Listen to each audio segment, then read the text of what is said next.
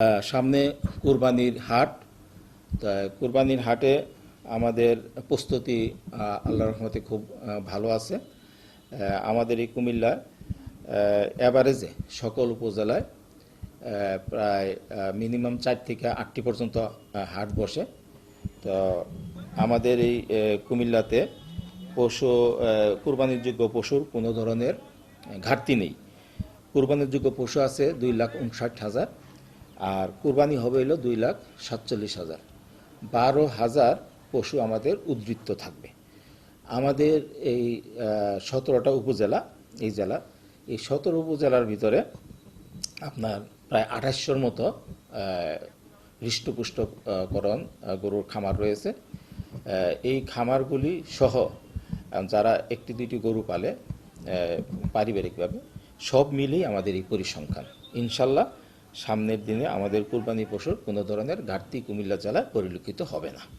ষাঁড় বা বলদ আছে 1,52,793, মহিষ আছে 1,748, আবার বকনা, এগুলো অনেক সময় কুরবানি হয় যারা পালন করে, এগুলো আছে 46,176। মোট হইল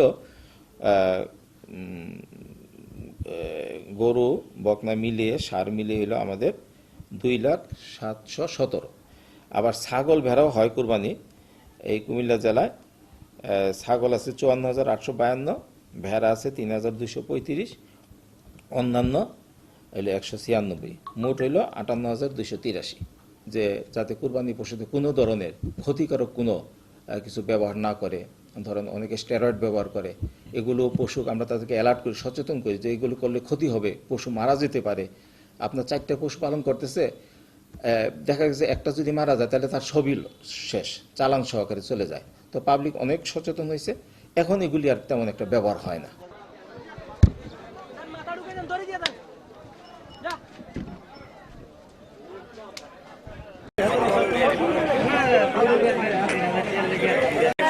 ভারতের তরফে মিলেছে গরু কত